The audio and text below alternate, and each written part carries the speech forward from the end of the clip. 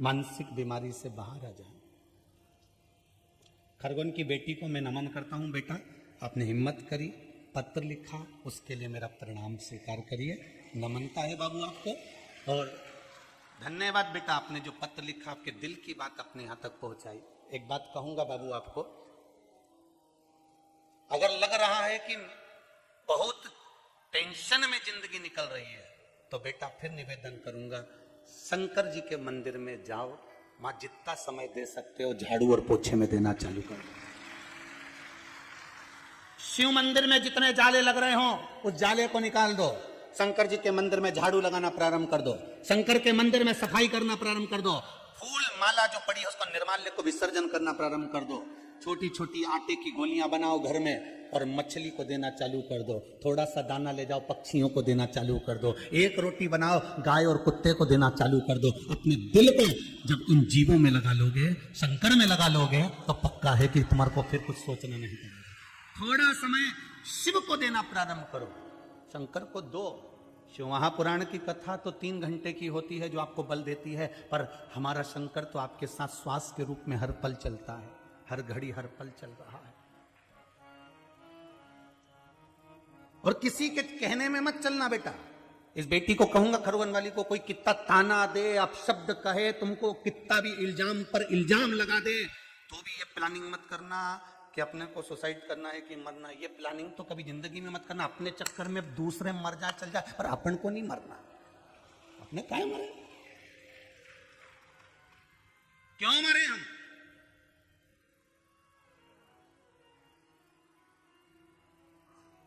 खूब मस्त जिंदगी जियो। 21 से 22 में आ गए हो, कोई 22 काम करके बता दो तो जिंदगी सवर जाए। अच्छी जिंदगी जियो अपने जीवन की। और आप जितने आस्था चैनल पर कथा सुन रहे हो, जितने फेसबुक यूट्यूब पर कथा सुन रहे हो, कोई काम आप अगर कर रहे हो, भले एक चाय का ठेला लगाओ, चाहे एक मूंगफली की दुकान लगाओ, चाहे कुरकुरे की दुकान लगाओ, चाहे बिस्कुट की दुकान लगाओ, चाहे टॉफी की दुकान लगाओ, उसको छोटा मत समझना, बड़ा समझकर काम करना, तो एक दिन बढ़ते चले जाओगे, कोई तुम्हारा हाथ नहीं पकड़ सकता। किसी काम को छोटा मत समझना, उसको अग्रण्य कर कर चलो, आगे बढ़कर चलो। कोई नौकरी छोटी नहीं होती कि हमको 5,000 रुपए महीना मिल रहा है, 7,000 रुपए महीना मिल रहा है, 6,000 रुपए महीना मिल रहा है, मैं कब तक यहाँ काम करूंगा 7,000 में। करते रहो जब तक वो 7,000 के 14,000 नहीं हो जाएं। उसी के दरवाजे पर करना, वो अपने आप तेरी भक्ति को देखकर 14,000 कर देगा, अपने आप 8,000 को 16,000 कर देगा। तो दिल से करके तो देख, अपना दिल एक काम में जान लुटाकर तो देख। मेरे भगवान गीता में कहते हैं कि कर्म कर, फल की इच्छा मत रख, मैं बैठा हूं देने वाला। शंकर भी वही कहते हैं, कोई भी काम करना है दिल से कर, बाकी का तेरा ओघरदानी बैठा है।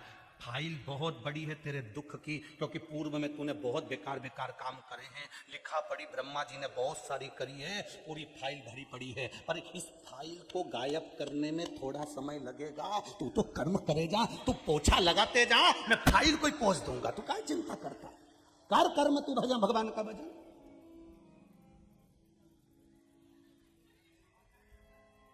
चढ़ा बेलपत्र, चढ़ा 1 लोटा पानी, चढ़ा चावल, भगवान की भक्ति में लगे रहो, स्मरण में डूबे रहो। घबराना नहीं है हमें, हमें शिव की भक्ति धारण करना। एक माता ने पत्र में लिखा है, मेरी कमर पूरी खराब हो चुकी थी। देखिए हिम्मत, देखिए उस माता की, उसको धन्यवाद दूंगा मैं।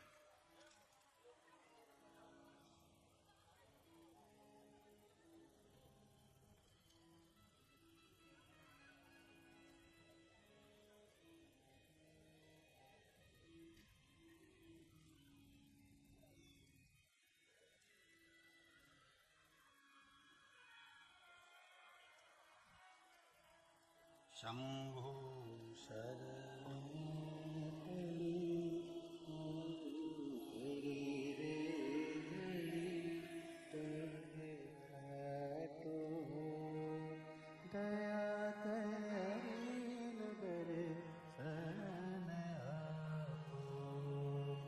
वंदना सिंह और आशीष सिंह सतना मध्य प्रदेश से हैं। सतना मध्य प्रदेश से ये कथा सुनने के लिए आए हैं। कहीं बैठे हो तो हाथ हिलाइएगा। वहां हैं क्या आप दोनों? सतना से आए हो आप लोग कथा सुनने? एक बार दोनों हाथ उठाकर बोलो हर हर। आपने पत्र में लिखा है, गुरुदेव रीढ़ की हड्डी में डॉक्टर ने गैप बता दिया था। डॉक्टर ने कहा था नीचे बैठकर कभी काम न करिएगा और पलंग से कभी नहीं उठ पाओगे। पत्र में लिखा है आपने, पलंग से कभी नहीं उठ पाओगे। आप वहीं पर कमरे में ही मैं पड़ी रहती थी। मेरी रीढ़ की हड्डी में गैप हो गया था, इलाज चालू हो गया था, पर गुरुजी आराम नहीं लगा, वो गैप बढ़ता चले गया। फिर शिव महापुराण की कथा मेरी परिचित ने बोला कथा सुनो। तब उस कथा का रसतत्व ग्रहण करा गुरुदेव, और एक उपाय जो आपने बताया था वो करा। अब वो रीढ़ की हड्डी का गैप समाप्त हो गया है और हम लोग बैठकर कथा सुनने के लिए आए हैं भिलाई में कि हमें बाबा ने आराम दे दिया। जो हम डॉक्टर में पैसा लगाते हैं इसलिए हम कथा सुनने के लिए यहां पहुंच गए बाबा से विनती करने के लिए कि तेरा चमत्कार। बैठो बहन बैठो, हर हर, बैठिए बैठिए विराजी। शिव भक्ति होती, विश्वास है तो शंकर। भगवान शिव की कथा कहती है आपका विश्वास, आपकी दृढ़ता, आपका भरोसा, आपकी भक्ति अगर प्रबल है तो शिव को मिलने में देरी नहीं। तू एक इशारा कर दे मैं दौड़ाऊं काशी में। सब बोलो जरा इस लाइन को। तू एक इशारा कर दे मैं दौड़ाऊं काशी में, मैं दौड़ाऊं काशी में। तो नाऊं आके रोज भोले तेरी काशी। प्रतिदिन गंगा का स्नान, प्रतिदिन तेरा स्मरण, प्रतिदिन तेरा भजन, प्रतिदिन तेरा नाम जाप मैं करता।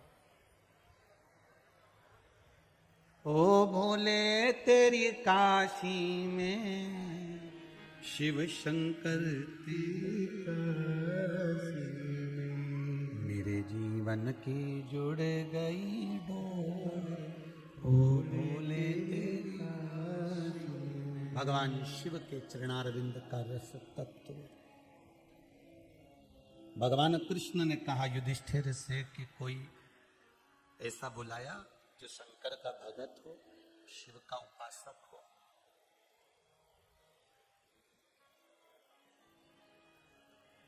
किसी शंकर के भक्त को यज्ञ में बुलाया कि नहीं बुलाया? कोई शंकर के उपासक को इतने बड़े राजस्व यज्ञ में निमंत्रण तो देते, बुलाते जरा। अब युधिष्ठिर ने कहा भगवान कृष्ण से, प्रभु हमने तो निमंत्रण दिया है सबको,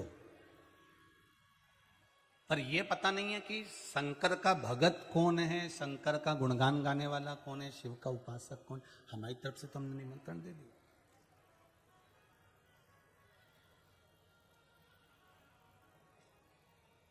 भगवान कृष्ण ने कहा युधिष्ठिर, शिव का एक भगत है, शंकर का एक भगत है, जिसका नाम है ऋषि पुरुष मृगा। क्या नाम है ऋषि का? पुरुष मृगा।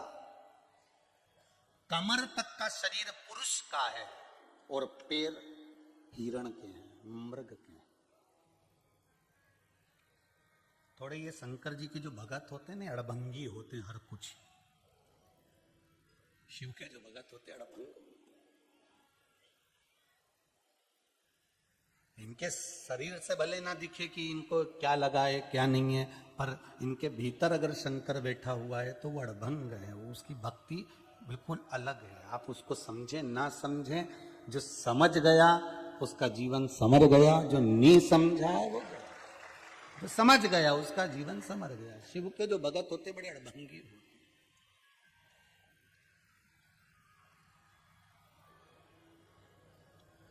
बड़े अड़भंगी।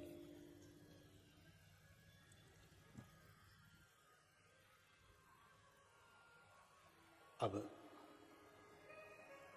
भगवान कृष्ण ने कहा पुरुष मृगा, ये शिव का भगत है, शंकर का उपासक है, ऋषि है। इनका शरीर कमर तक तो पुरुष का है, पर पांव नीचे के मृग जैसे हैं, हिरण जैसे हैं, इसलिए इनका नाम पुरुष मृगा है। ऋषि पुरुष मृगा को आप बुला लो, शंकर के भगत हैं, जाओ राजसू यज्ञ में उनको बुलाया जाए। तो युधिष्ठिर ने कहा प्रभु अगर शिव भगत को नहीं बुलाएं और यज्ञ कर दें तो शंकर का कोई उपासक नहीं आए, शंकर का कोई भगत नहीं पहुंचे, शिव नाम यज्ञ में नहीं हो और यज्ञ कर दिया जाए तो भगवान कृष्ण कहते हैं फिर दक्ष प्रजापति के यज्ञ को याद कर लीजिए, जिस यज्ञ में सारे देवताओं को निमंत्रण दिया गया था पर शंकर नहीं था, मेरे ओघड़दानी नहीं थे।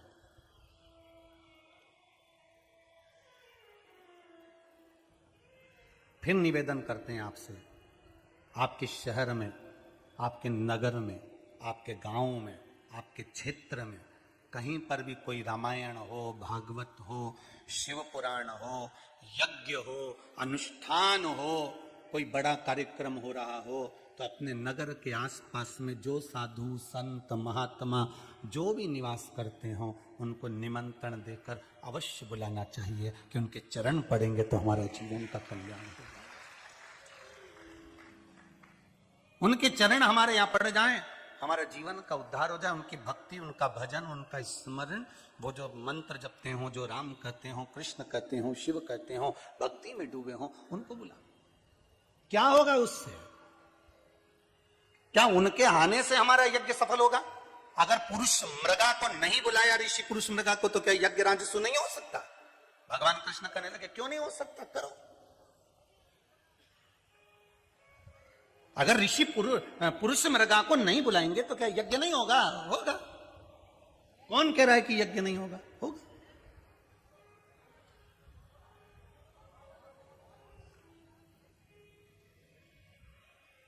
पर मंदिर में तुम नहीं जाओगे तो क्या मंदिर में पूजन नहीं होगी? क्या जो बोलते जाओ जरा, होगी ना? होगी। फिर दिक्कत क्या है? बस एक दिक्कत है कि मंदिर में पूजन तो होगी, पर तुम्हारे जाने से जो 4-5 माताएं पूजन करने आती थी, थोड़ी स्तुति गा लेती थी, थोड़ा भजन कर लेती थी, थोड़ा कीर्तन कर लेती थी, थोड़ा मंत्र जाप कर लेती थी, तुम्हारे आने से वो हो जाता था। और कुछ बड़ी बात नहीं है, तुम्हारे आने से वो बढ़ जाता था।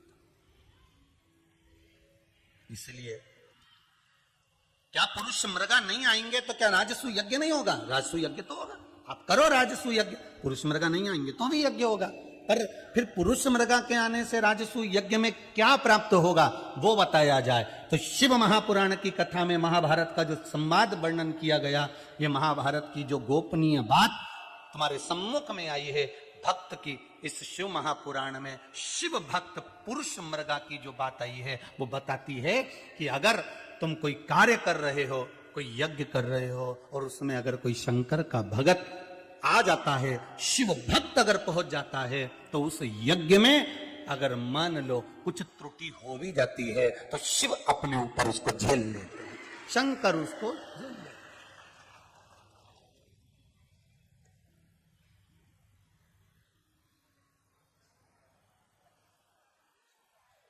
शिव उसको अपने ऊपर झेलते हैं। अगर कोई गलती हो गई है तो उसको कौन झेलेगा? शंकर। शिव अपने ऊपर झेल लेते। देखिए सबसे ज्यादा गलती किससे होती है? मनुष्य से होगी कि भगवान से होगी? जम के तो बोले हैं। नहीं हो सकता भगवान से ये गलती हो गई हो कि अपने को पैदा कर दिया, ये भी तो गलती है। तो सबसे ज्यादा गलती भगवान से कभी गलती नहीं होती, गलती होती है मनुष्य से, गलती होती है मानव से, गलती होती है मनुष्य से। और आप और हम इस संसार में जितने मानव पैदा हुए हैं गलती का पुतला है। अगर गलती हम नहीं करेंगे तो कौन करेगा? और गलती करेंगे तब तो कोई बताएगा, और बताएगा तो सबरेंगे। तो ये मत सोचना कि गलती हो गई तो हम आगे से आगे नहीं बढ़ पाएंगे। हो गई फिर आगे बढ़ो, सुधारते हुए आगे बढ़ो, संवारते हुए आगे बढ़ो। आगे बढ़ो पर सुधारते हुए, संवारते हुए। और जब संवारते हुए, सुधारते हुए आगे बढ़ोगे तो जीवन का कुछ एक आनंद ही दूसरा होगा। जीवन का एक सुख ही दूसरा होगा। क्या पुरुष मृगा अगर यज्ञ में नहीं आए, पुरुष मृगा अगर नहीं पहुंचे यहां, तो क्या यज्ञ नहीं होगा? भगवान कृष्ण ने कहा क्यों नहीं होगा युधिष्ठिर, यज्ञ तो होगा। फिर पुरुष मृगा के आने से क्या लाभ होगा? शंकर का भगत, शंकर का अनुमोदन, शिव नाम, शिव स्मरण, शंकर का पंचाक्षर मंत्र या श्री शिवाय नमस्तुभ्यम या महामृत्युंजय मंत्र, शंकर का केवल नाम कहीं पर अगर उच्चारण हो जाता है तो उसके शरीर से, इन इंद्रियों से अगर कोई दोष हुआ भी होता है तो वो समाप्त हो जाता है, वो दोष समाप्त हो जाता है।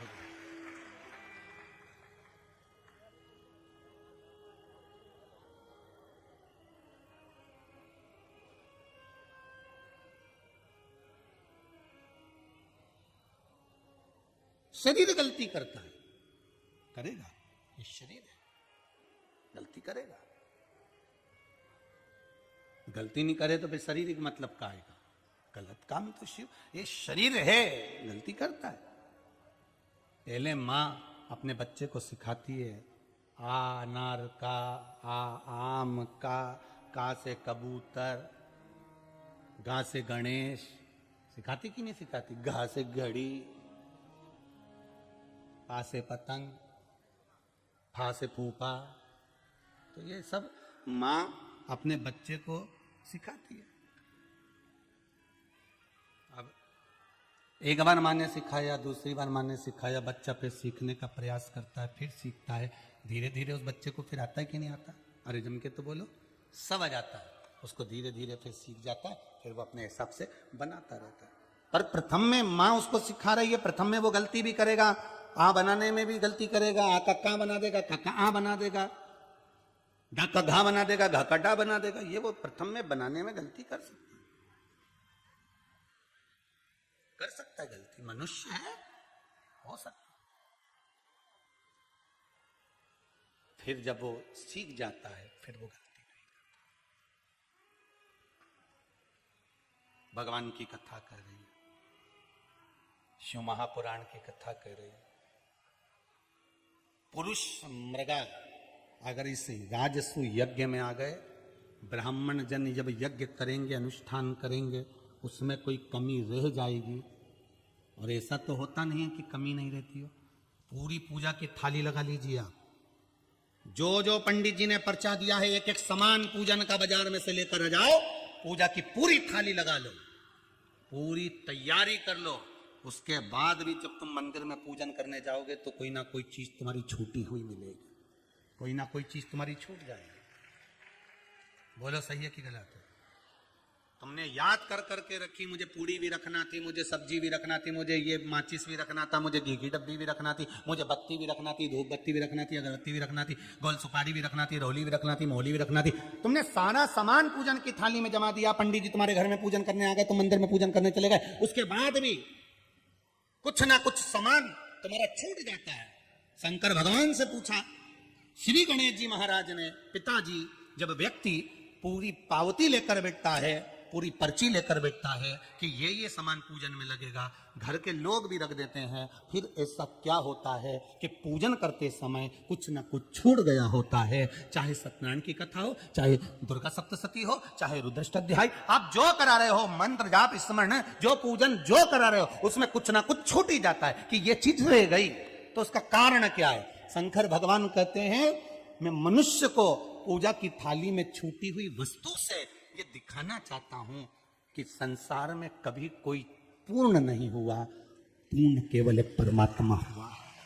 मैं मनुष्य को ये दिखाना चाहता हूं, संसार में कभी कोई पूर्ण नहीं हुआ, पूर्ण केवल एक परमात्मा है, परमात्मा के सिवा कोई पूर्ण नहीं। एक व्यक्ति को एक सुंदर विधायक का पद मिल जाए, विधायक के पद के बाद वो सोचता है मैं सांसद बन जाऊं, सांसद के बाद वो सोचता है मैं सीएम बन जाऊं, सीएम के बाद वो सोचता है मैं पीएम बन जाऊं, पीएम के बाद वो सोचता है कि मैं राष्ट्रपति बन, मैं पद बढ़ते चले जाए मेरा, वो चाहता है। पर संसार में कोई पूर्ण नहीं हुआ, हो सकता है उसकी पूर्णता नहीं बनी हो,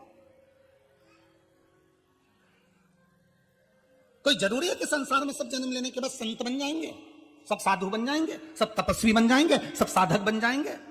कोई जरूरी है कि जितने लोगों ने कथा सुनी सब भगवान के भगत बन जाएंगे? हो सकता है। 3 तरह के लोग कथा में आते हैं। पहले नंबर का सोता, कथा में सोने आता है, जैसे इसको मौका मिलता है वैसे धीरे से कुर्सी पे हाथ रखकर लुढ़क जाता है। पड़ोसन उठाती भी, उठ जा, सो रही है क्या? फिर ऐसा ऐसा क्या कर रही? कुछ नहीं, भगवान भाग रही है तो बुला रही। पहला सोता। दूसरे नंबर का सरोता, कथा में कतरने के लिए पहुंचता है। महाराज जी ने क्या बाचा, क्या नहीं बाचा, महाराज जी ने जो बाचा उससे कोई मतलब नहीं उसको, बस उसकी महाराज की गलती छांटने में लगा रहता है कि वो क्या गलती निकालूं। और व्यक्ति को जब कोई गलती नजर नहीं आती तो वो इसमें लग जाता है, बताओ शंकर जी के मंदिर में इतनी भीड़ होने लगी, शंकर जी के मंदिर में बेलपत्री इतनी चढ़ने लगी तो कचरा होने लगा, तो पानी गिरने लगा। अरे शंकर तो वही पानी और वही बेलपत्री और वही चावल के दाने से तो ही तो खुश होता है। वो तो चाहता है कि मेरे भगत मेरे पास में आए, मेरे भक्त मेरे पास में आए। वो तो चाहता है,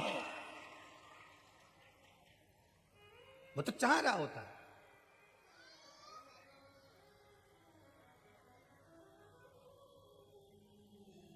भक्ति का बल है उसमें।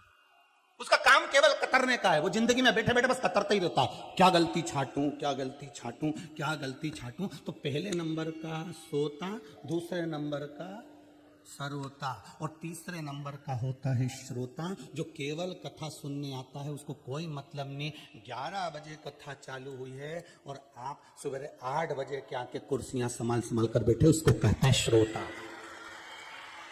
धूप में खड़े हो, आधे से ज्यादा टेंट के बाहर, आधे उस टेंट के बाहर, आधे इधर, कैमरे की निगाह में भी पूरे नहीं आ पा रहे हो। सोचो ऐसे ठूसे ठुसाए बैठे हो कि कैमरा भी तुमको कवर नहीं कर पा रहा है। कहां पीछे तक, दशहरा मैदान के पीछे एंड तक तुम लोग खड़े हो, कहीं कहीं पीछे घुसे, कहीं उधर घुसे, और बच्चे कुछ थे तो ये आके सिंहासन के नीचे घुस गए। और क्या लोग, अब बचा क्या है, कल का ही दिन बचा है, तो हमको तो ये चिंता है कि इसको नहीं कबाड़ ले। ये कैमरे की निगाह से भी तुम लोग दूर हो। अब कितना बेचारा आस्था चैनल वाला कवर करे तुम लोगों को कि भाई कहीं का तो, अब बाकी के तो बेचारा हाथ हिलाए कि हमको तो ले लो रे, थोड़ा तो ले लो, तो अब करे क्या वो चैनल वाला भी क्या करे उसमें ये कबाड़। अब वो कहे कि इतना भरा भरा बैठा है, इसको कहते हैं श्रोता। अब लोग कहते हैं बताओ सीवर वाला महाराज तो सबको पगला बनाया, तो तुम पगले हो क्या?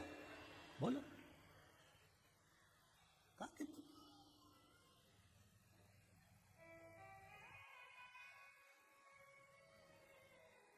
शिव भक्ति में डूबो सा, शंकर का भजन करो सा, आग लगे बस्ती में अपन लो मस्ती। कोई कुछ भी कहना, और मेरी माताएं जो शिव भक्ति में लगी हैं, मेरे पुरुष जो शिव भक्ति में लगे हैं, छोटे छोटे बच्चे जो शिव भक्ति में लगे हैं, आपको मेरी ओर से दंडवत है साहब, दंडवत करता हूं आपको, आपकी शिव भक्ति को दंडवत करता हूं। अभी तो ये स्थिति हो गई है पूरे विश्व की कि कोई शंकर जी के लिए आड़ा टेढ़ा कह दे या शंकर के भगत के लिए आड़ा टेढ़ा कह दे तो माताएं जूड़ा बांध के तैयार हो जाए। बोल तो रे, क्या बोला, बोला क्या तू, फिर से बोल, कैसे बोल दिया। अभी तो माताएं शंकर की इतनी, और बिल्कुल शिव महापुराण की कथा कहती है शंकर की निंदा मत सुनना, और अगर सुनना ही है तो शिव की भक्ति सुनना। और कहीं अगर शंकर की निंदा करने वाले को जवाब नहीं दे सकते तो वहां से बाहर हो जाओ या ग्रुप से ही हट जाओ, हमें नहीं रहना इस ग्रुप में जहां शिव की निंदा हो। जहां शंकर की निंदा होती है हमें वहां नहीं रहना, बिल्कुल नहीं रहना। आग लगे अपने मस्ती, तुम तो बढ़िया खजूर वाली छोटी मोटी बनाओ, नहीं तुम मस्त आनंद में वो ऐसा बकासुर के दांत जैसा बक्कन, और तुम तो बढ़िया मस्त अपनी जिंदगी जियो रे। कहाँ रखा है ये 2022 में प्रवेश करे हो ना, आज से एक नियम बना लो, कोई कुछ बोले नहीं तो लड्डू तिल्ली का भगवान के चढ़ाओ। आज एक बोला मेरे लिए, गड़बड़ बोला, तुम तो खाओ चकाचक। अभी मकर संक्रांति आने वाली है, सब तिल्ली का लड्डू वड्डू जोरदार अच्छी गजक, पर ऐसी मत बना लेना कि दांतड़ी टूट जाए, अच्छी जोरदार होना चाहिए। पहले गणेश जन्म होता था ना कथा में, तो हम गणेश जन्म मनाते थे तो लड्डू फिगवाते थे, अब वो लड्डू इतने भारी लेके आते थे लोग कि लोगों की खोपड़ियाँ फूट जाती थी, और किसी किसी के तो बेचारा गुम्मा पड़ गया, किसी के खून निकल आया। तो तब से हमने मना कर दिया कि कोई लड्डू नहीं फेंकेगा।